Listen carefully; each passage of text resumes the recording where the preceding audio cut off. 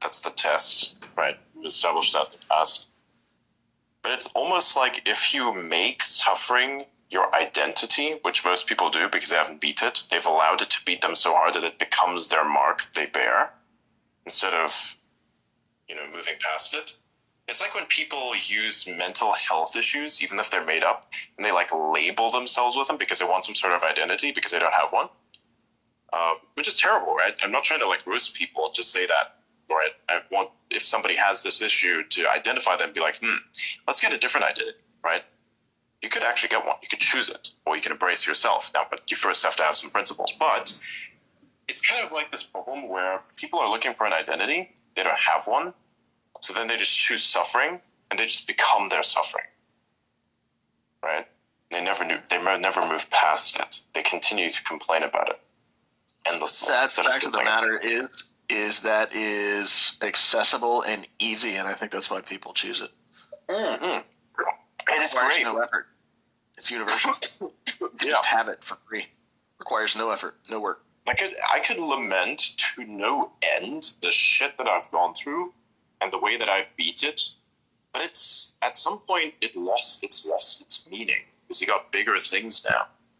You beat these things. It's great. Sometimes I talk about it, but I hardly do, because it doesn't really its victory defines me, not the suffering itself. So there are moments of little victory in between there on the journey. But realistically, if you live in it too much, and you basically are a victim of the Hegel slave-master dialectic. Dialectic is, but you are both the slave and the master in all the wrong ways, and you don't even know it.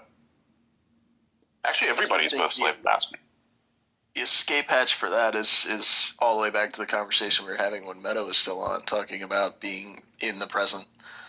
It's truly, one of the ways that you escape that trap is by not living in the past and lamenting what's behind you, and also not looking so far out in the future that you're full of anxiety. Just exist. Just be present in the moment that you're in, and don't sweat what happened in the past. Don't sweat what's coming in the future. And it's pretty easy to get out of that shit. But you do still need to have some kind of identity to anchor to along the way. You need a future. That's the part. You need a future. Most people don't have that, actually. Not one that you can see. And to be stuck in the present, you have to have something that you can kind of latch onto and continue with, even though you don't see that what's ahead of you. It's I think the chaos really that we've experienced is a fog of war. And not many